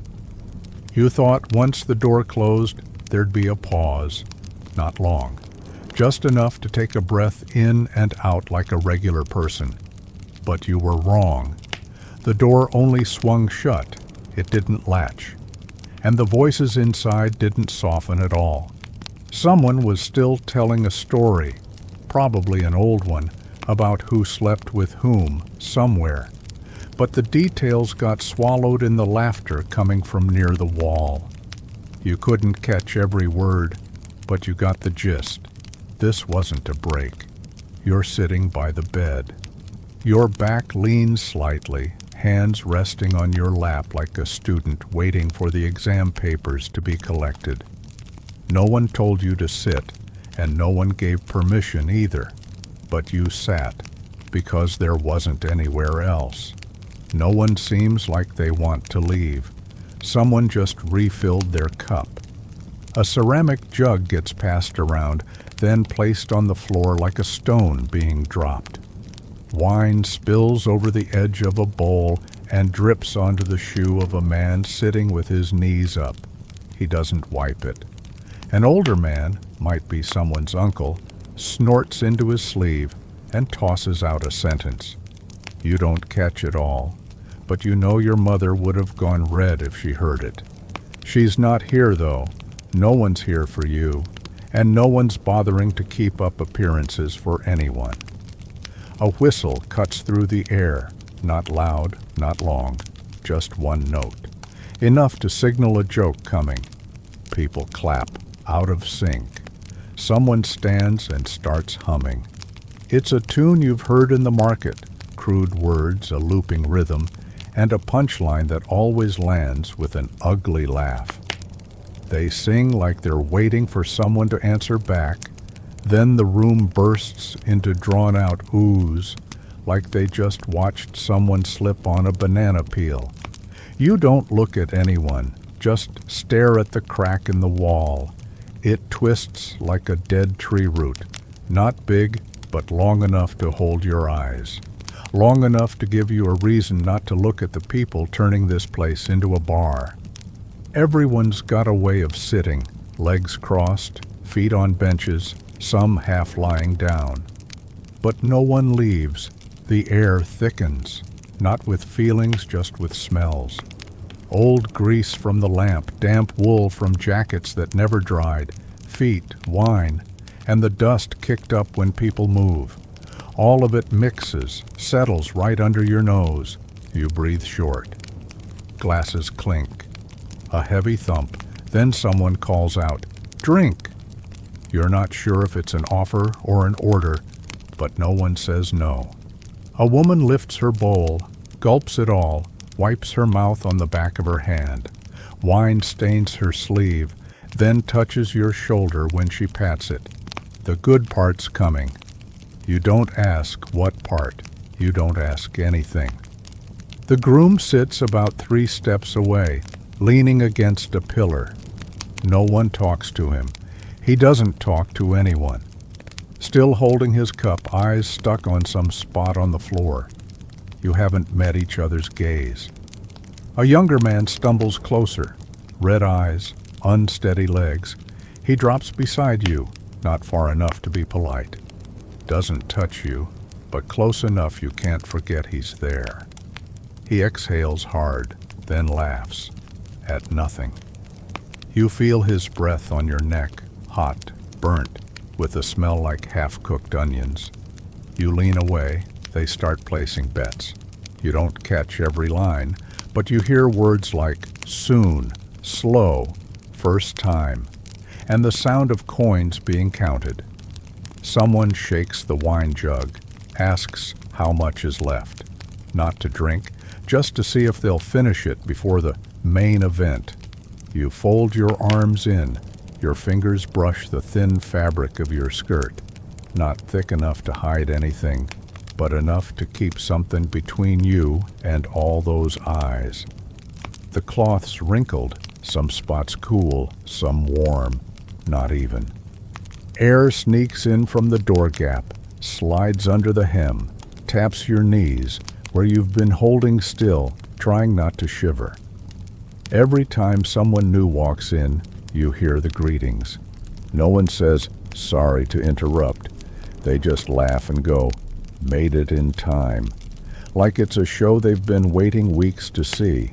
You're still sitting, still staring at that old crack. Your neck's gone numb, your back's hot. Your feet have been tingling since the start, not from the cold, just from staying still too long. The bed next to you sags on one side. Maybe the straws shifted. Maybe someone else sat there earlier. It's not a double bed, but tonight, no one's expecting it to be. The woman from before comes back, says nothing, just scans you, then the room. Her eyes sweep from corner to corner, not looking for anyone, just checking if it's time. Then she steps out. No rush, no drag. Like someone pulling back the curtain for the next act. You close your eyes, not to rest, just to disappear for a bit. In that darkness, you still see the flickering lamp, hear the laughter, the dragging feet of those who haven't left. Every sound pokes like a needle, not sharp enough to stab, but enough to notice. Too many pokes, though, and they hurt. No one says you can sleep. No one plans to leave before the thing they're all waiting for happens. There's no private night, no separate space, no whispers meant for just two people. Only this room, dim light, drifting smoke, sticky dirt floor, and villagers who never tire.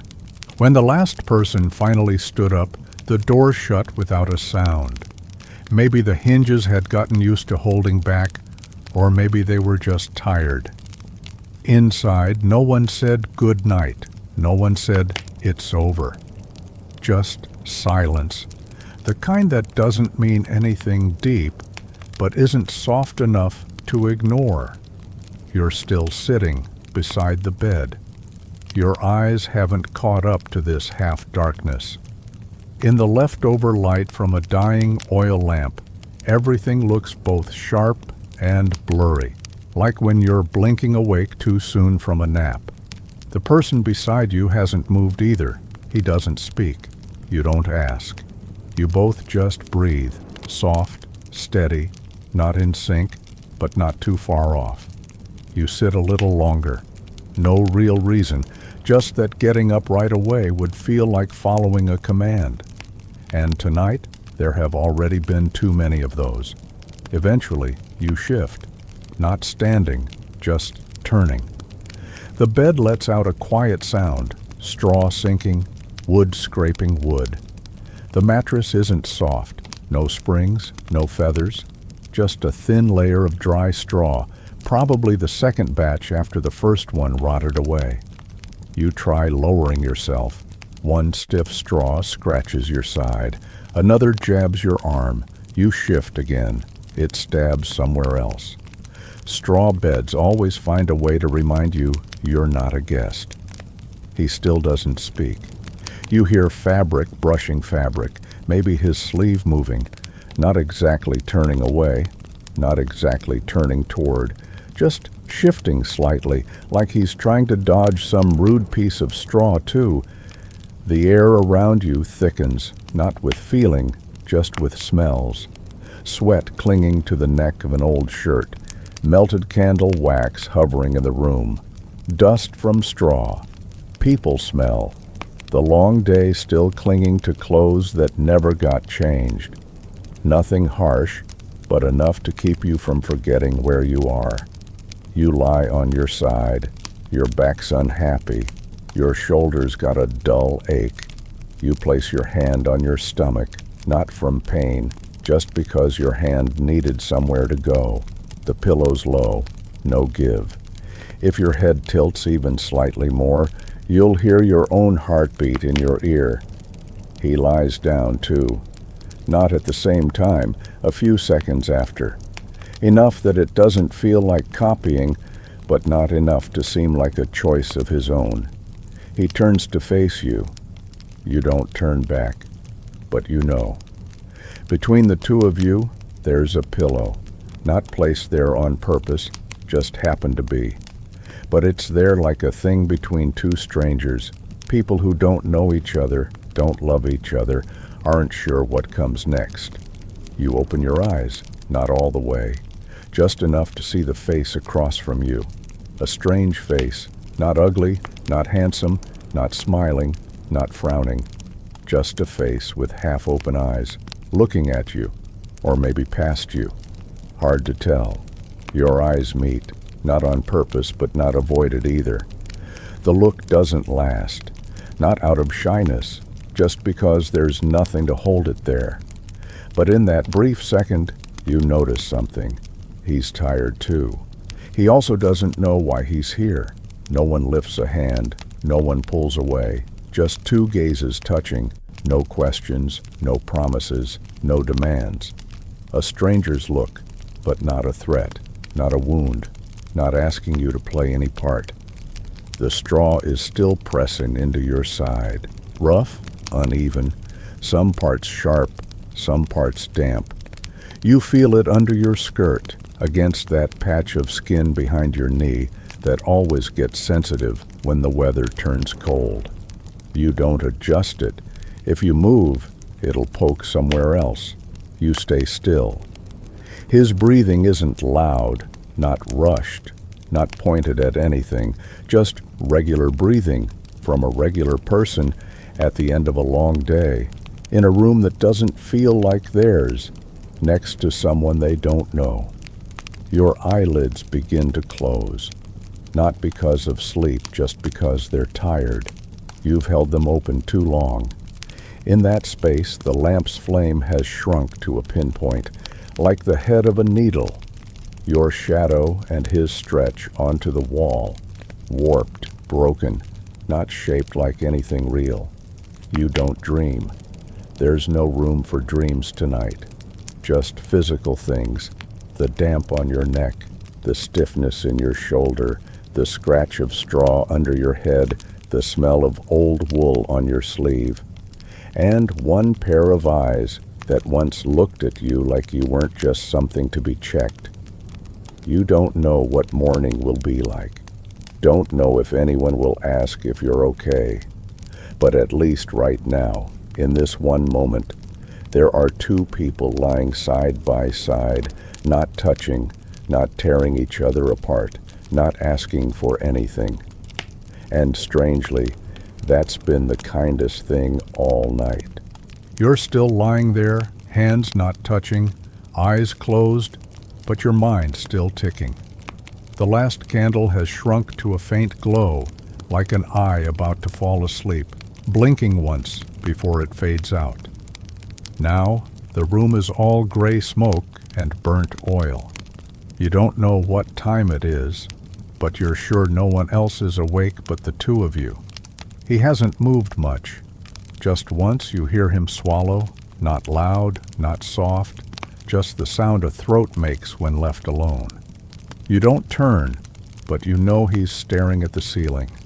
Nothing much to see up there, just cracked beams, smoke stains, maybe an old spider tucked into sleep. No words, but no need for them. He nods, just slightly. You're not sure if it's meant for you or just to settle something in his own head. A small nod, like both of you are playing parts in a play no one remembers the lines to. You nod back, not waiting, not signaling anything, not explaining. No questions, no apologies. No, we don't have to do this. But you know, and he knows, and that's enough. He turns over, his back now facing you, just an elbow's width away. The movement isn't rushed or hesitant, just a quiet step back from that invisible line between the two of you. You roll over too, not rushed, not matching on purpose, but strangely in sync. The old pillow between you doesn't move. No one pulls the blanket. The air isn't freezing, but cold enough to remind you the night's not over. You draw your legs in, not from tiredness, just because that curl makes the emptiness feel a little smaller. The mattress sags evenly beneath you. The straw underneath pokes up in gentle little bursts, like a hand flipping through each stem, asking if you're sure you're not turning back. You rest a hand over your chest, right where the heartbeat is, not checking, just somewhere to put your hand. Your left shoulder's gone numb from pressing into the straw too long, but you don't turn again. Each turn is a reminder of where you're lying, who with, and why. The room isn't silent, just no voices. The straw mattress breathes softly. The wind hisses through the door cracks. A mouse's footsteps above the beams, like a fingernail tapping gently on an old wooden desk. You don't feel afraid. You don't feel safe either. It's just all there, quietly, without asking. You open your eyes again, just to check he hasn't turned back. And no, his back's still there, not tense, not pulling away, just a back of a man, a regular one. After a day he probably doesn't want to remember. The heat in the room has finally let go. The air cools in layers, starting at your feet, then your knees, then the nape of your neck. You shiver a little, but don't grab the blanket. It's thick, but heavy. Pulling it is a whole negotiation with your tired arm. And tonight, you're done negotiating. The smell in the room changes. The wine's faded. The candle left only a trace of dry smoke. The scent of that wedding dress still clings to your shoulder. And skin that hasn't seen soap today. Not strong enough to make you gag, but just enough to remind you where it itches somewhere on your back, under the thin fabric. You think about scratching, but stop. Move too much, and the bed will creak. And you don't want to break whatever quiet has settled in. Between your back and his, there's a small strip of air, a neutral zone. No one crosses it. No one sets the rules. And oddly, that's the first agreement between you two. No signatures, no words, no follow-up. But somehow, respected on both sides.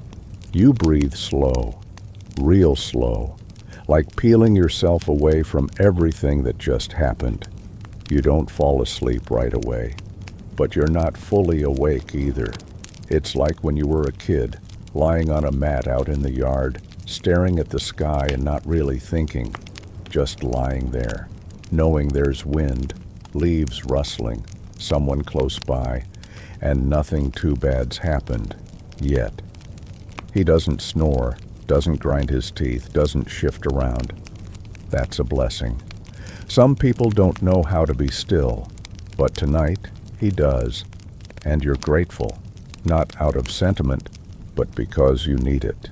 You need a night with nothing added, nothing taken. Time drifts like a rope stretched between two wooden hooks. No one knows when it'll slack. No one dares cut it. It just hangs there, neither heavy nor light, just enough to remind you that you haven't been set down all the way.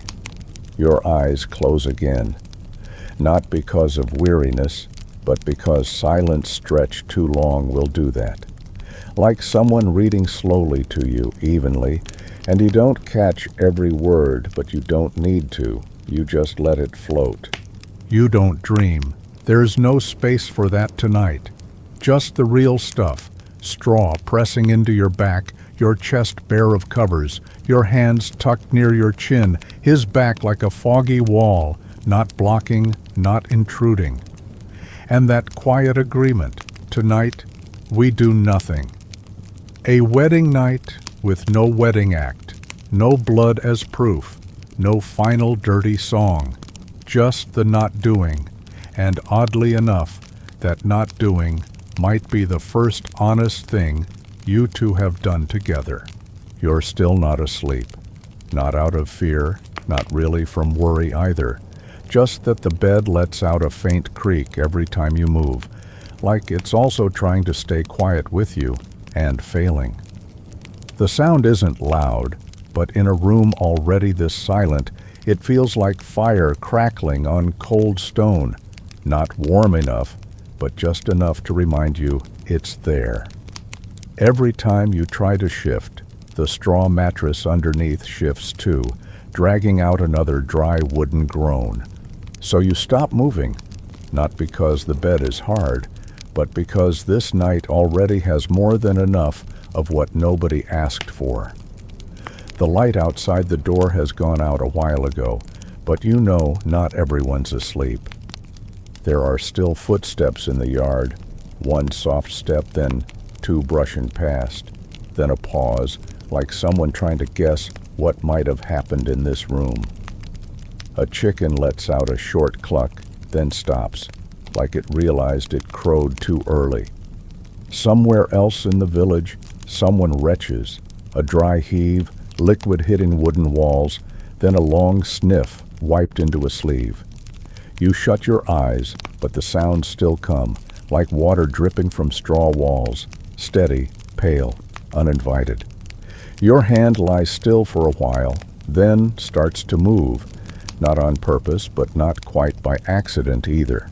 You run your fingers across the bedsheet, following the seam just old enough to feel. The fabric's coarse, colder than you expected.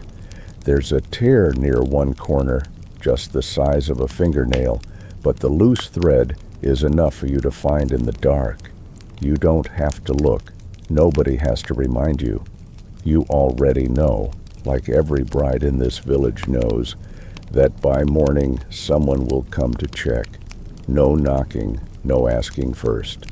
They'll come in, pull the sheet, give it a shake, study every streak like they're inspecting a new batch of cheese. Nobody asks how you feel. They only care if the fabric tells them something. You think about morning. The sun won't rise to celebrate. It'll creep into every corner to expose what the night tried to hold back. You wish it had slowed down, not to sleep more, but to delay what you can't undo.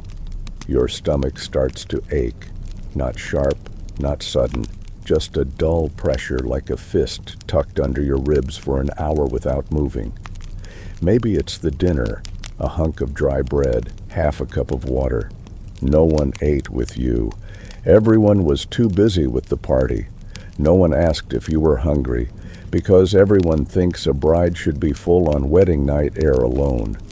You open your eyes. The ceiling looks the same. A smoke trail stretching like a crooked finger. A crack that hasn't widened. No spider in sight. Maybe tired of watching people. You turn your head, just enough for the pillow to rub. He's still turned away, shoulder raised, hair messy at the nape, one corner of the blanket slipped down to his feet. No one moves, each person just holding their part, like two figures frozen in a painting nobody ordered. Your hand stays on the sheet, fingernail dragging a faint line, not strong enough to tear but enough to leave a mark. A soft scar no one else will see, a kind of handwriting no one will read. You want to say something, but there's no word simple enough not to be misunderstood, and none complex enough to deserve saying now. So you stay quiet.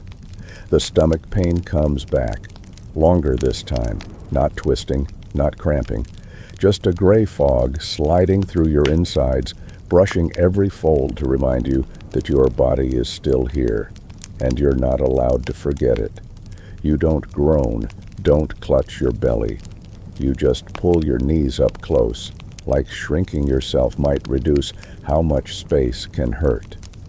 The wind outside whistles again, not loud, just like a long breath from someone who doesn't want to be overheard. You start counting, not to fall asleep, but to keep time moving in order. Each count is a blink, You think of your mother, not for comfort, just because you remember once she beat the sheet like this in the yard, flung it high, thumped it with a wooden rod. Every time the cloth snapped, the dust flew, and you were told to stay away so you wouldn't dirty it again. Now the sheet can be dirty, but not from dust, from whatever they're hoping to find. The light starts to shift, faint, not clear where it's from. Maybe the moon, maybe someone's lamp still burning. But it brushes across the foot of the bed like a sign the night won't last much longer. You try not to look. Try not to think about the hour. But the light stays. Each minute it creeps a little more, like a fingernail tapping the soul of someone sleeping. You close your eyes again, not to fake sleep, but to avoid seeing, avoid waiting, avoid hoping it's still early. In the dark behind your eyelids, the bedsheet shows up again, off-white, the little tear, the loose thread, like an old gray hair. And the silence, stretched from night to morning, like a clothesline with nothing clipped on, still twisting in the wind each time someone in the village sneezes. And then you hear the first sound, a bird calling from far away, not a rooster, just the first noise that isn't from you, or him, or the bed. And with it, you know, a new day is coming, whether you want it or not. The sun isn't fully up yet, but you've already gotten out of bed. No one called, no reminder, just no reason left to stay lying down. Cold wind slips in through the door crack, sneaking through your nightshirt, which still hasn't warmed up from the damp night. You slide your feet into a pair of wooden slippers, the ones that have been uneven since before the wedding, and step out onto the packed dirt hallway. A patch of old mud still holds the imprint of someone's foot from last night. In the kitchen, the wood is still damp, and the old ashes still hold a bit of warmth, like a debt that hasn't quite cleared. You crouch down to find the fire striker, scrape it a few times, then stop because your hands are shaking, not from cold, but because the skin between your thumb and finger still isn't used to catching fire. The smoke rises slowly. It finds your eyes first, then slides through your hair, down your neck, leaving behind a greasy film like the one on pots nobody scrubbed well enough. No one sees you, but still, you stoop lower than needed, like someone silently scoring your posture. From outside, your mother-in-law's voice drifts in.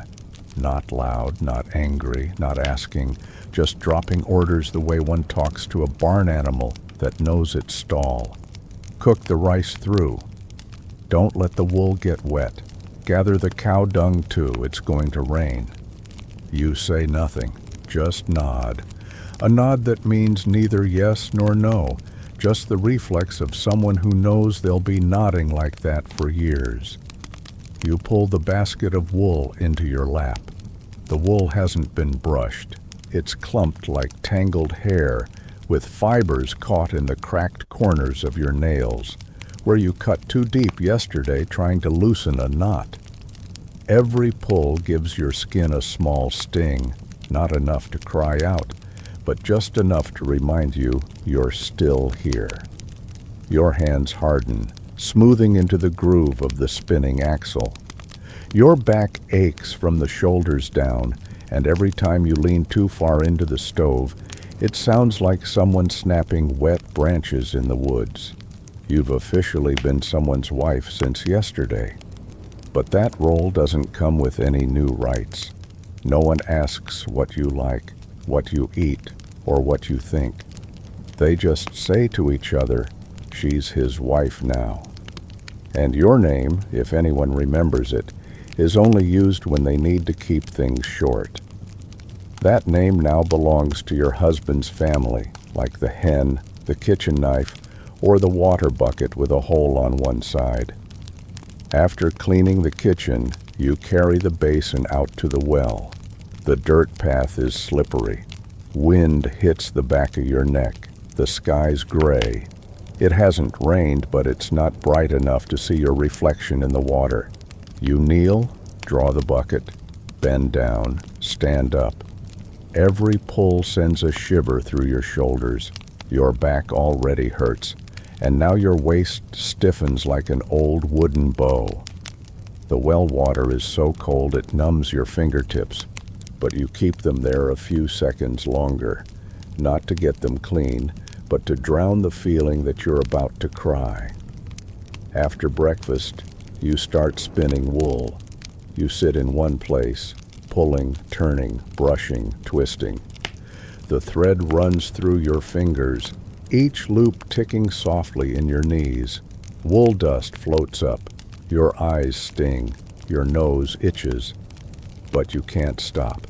If you pause, the fibers tangle, the axle shifts, and your mother-in-law gives you a look like she's already wondering whether it's time to find a better spinner. In the afternoon, you carry dung out to the fields. No one reminds you, but you see the way they look when you stand still for more than 10 minutes. That look of calculating, this newcomer, will she work enough? You don't want to know the answer. So you go. Mud splashes up your ankles. The stench sharpens under the sun. Your foot slips once, but you don't fall. Just bend your knees, stand up, keep walking. The grass slices at your calves, sweat seeps through your back, and flies start gathering behind you. You return just as dusk sets in. Back inside, you restart the stove, rewash the pot, restack the wood. The tasks spin like a wheel, no breaks, just a rhythm as steady as the heart of someone who's long since learned how to endure. Dinner is plain. No one expects you to talk. After eating, you clean again, then crawl under a blanket that hasn't warmed up yet. And the next day, it's the same. A month passes, then another. Your belly grows. Villagers smile and say, "That was quick, must be a good match." You don't smile back, just put the pots back where they belong, like always. When you gave birth the first time, you tore deep. No one stitched you. Your mother-in-law just said, "Soak in salt water, then hush." You didn't cry. The baby was crying, and nobody had hands for both. The second birth was easier, less blood.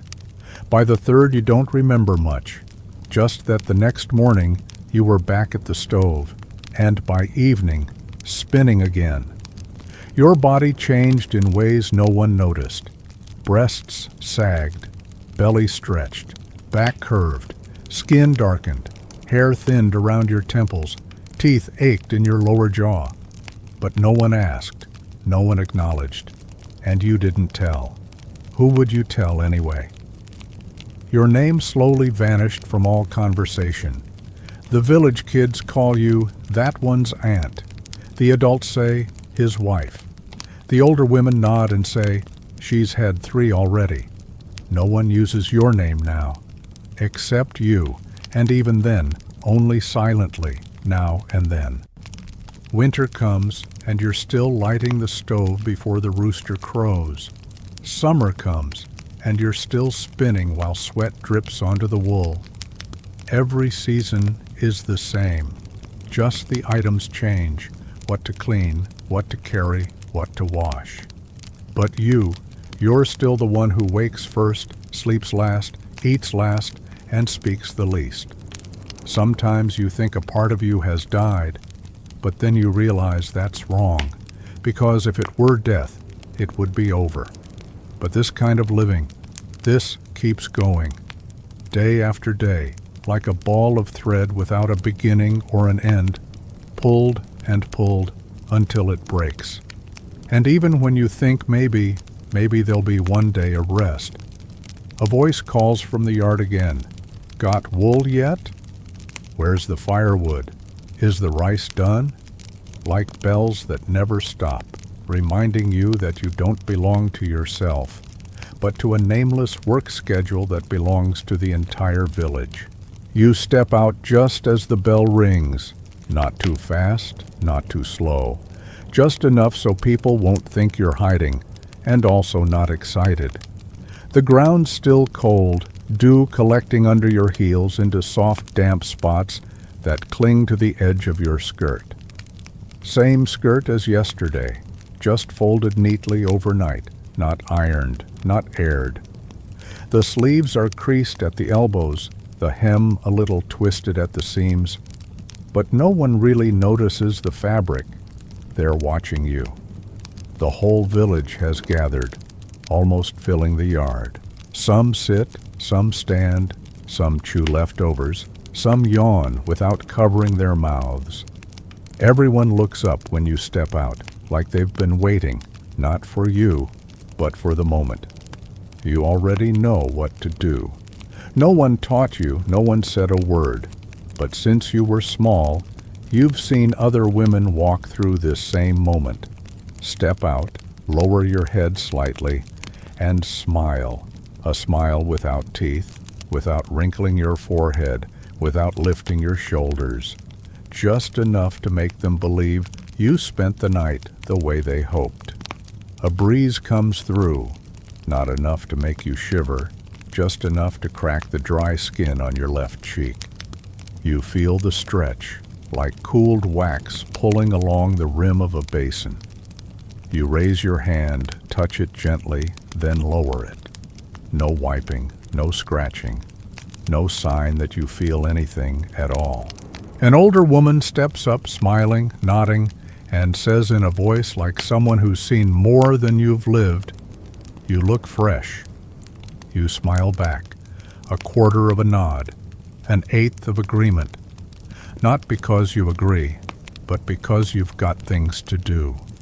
Someone asks, "Was the night quiet?" A question that doesn't need an answer because their eyes already decided what they want to hear. You smile, a half-mouth smile, like they do. Like there's an unspoken rule that a bride, the morning after, should know how to smile just enough. Not too much to seem off, not too little to seem clueless. You stay still, knees slightly bent to hold your balance because the ground under your heels is still wet. The edge of your skirt is heavier than yesterday, soaked along the hem. No one lets you go change. It's not time yet, not your turn. So you stand there, back straight, chin level, eyes steady, like a wax figure still warm from the mold. Your arms gone numb from holding yesterday's wilted bouquet. No one told you what to do with it. Throw it, and you'll get scolded. Keep it, and it aches. You pluck a single stem, fold it in half, then tuck your hand behind your back. A few petals fall. Someone picks them up, chuckles. So sweet. Even the petals can't stay on. You don't respond. You know if you speak, your lips will shake. Your mother-in-law appears behind you, holding a tray of cold cakes. She doesn't look at you, but tilts the tray just enough so you know it's yours to take. You carry it in a loop. Everyone takes one, eating, smiling, whispering. But no one looks at the cakes. They're still watching you. You start wondering how long you've been smiling. No one's keeping track, but your face can feel it. The muscle along your cheek begins to twitch. A dull sting, but you don't stop. You can't stop, not while they're still looking. A child grabs your skirt. Their hand is sticky, maybe honey, maybe sap. You don't pull away. You lean slightly, shift one step. Another wrinkle joins the skirt. No one says anything. But your mother-in-law's gaze has shifted. You stand up straighter again. Then comes the ceremony. Not really a ceremony, just some words mumbled by the old man in the village. His voice rasps like an old chest dragging across the floor, each word falling like damp stones. You don't catch all of it. You just focus on keeping your legs from shaking. Each time the wind cuts through, your skirt slaps your thighs, cold like a piece of iron left out overnight. When the old man finishes, someone snaps their fingers. The villagers clap, not because the words were special, but because it's finally over. You tilt your head, smile again, this time with a nod, like a stamp at the end.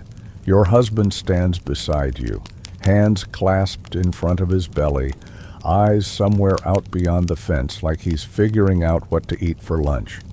He doesn't look at you. but he doesn't turn away either. You notice his fingers twitch slightly, not to hold your hand, just in thought. It's the closest either of you has come to touching since waking up. As people start to drift away, you don't go inside right away. You wait a little. No one tells you to wait, but you know. Some eyes will turn back. Some folks will pretend they forgot a scarf double back just to check one last time. Did she stumble? Did she bump the door? Did she look tired? You don't give them the chance. You walk slowly, evenly, heels steady, eyes forward, like someone used to walking through mud without leaving a trace. You reach the room. The door closes. No one else is there now. You breathe. Not deep, but enough to sting your chest, like inhaling smoke from a half-dead fire. You drop the flowers on the table. A few petals fall, landing crossed like arms that don't want to touch. You look at yourself in the wood-framed mirror. The old crack in the glass bends one eye, just enough to see you're still smiling or still trying to. Outside, the chickens have gone quiet. Only the sound of a cutting board from the kitchen remains. Someone is making lunch. Not you, not today, but tomorrow, maybe. You sit on the edge of the bed. Your arms ache, your back throbs, your ankles are a little swollen. But you got through it, as they say. You walked out, you smiled, you stood, you didn't mess up. You made it through the ritual. And in this village, that counts as a win. No one asks if you wanted to. No one asks if you're okay. But everyone expects you to smile. And you did. Just enough. Just right. Just like they're used to. And then time passed. Not fast, not slow. Just like water leaking from a wooden bucket. Each drop landing in the dirt, making a small dent, then gone. You don't remember which day was Monday, which was Friday. Just that firewood was split when the air turned cool, and fabric was dyed when the leaves started to curl. People still call you by your husband's name. No one asks what you like to eat. No one asks what you think. But you still get up early, still light the stove, still spin wool, and scatter the ashes on the vegetable bed. The little things, done again and again, no praise, no memory. But if you forget just once, someone will mention it. Sometimes your husband gives you a slightly larger share of food. He doesn't speak, doesn't look at you long, doesn't touch your shoulder. But he doesn't yell either. Some nights, the two of you lie there, listening to the wind squeeze through the door cracks, to dogs barking far off, to mice chewing straw. No one touches anyone, but nothing else needs to happen. You don't smile much anymore, but you don't cry either. You've learned to smile just enough so no one checks on you, and to stay quiet long enough that no one notices you're being quiet. You live, as they call it, living. Not cheerful, not hopeless, just living day by day, chore by chore, breath by breath. And if someone ever asked about that wedding night, you'd probably just smile. A small one, no teeth, no wrinkles, just enough. Your story, like so many other women's, doesn't have an ending, only what comes next. A line of days no one remembers starting, and no one needs to know when it ends. You just keep going. And if you're still listening now, maybe you've known that feeling too, the feeling of being called wife, but never once being called yourself.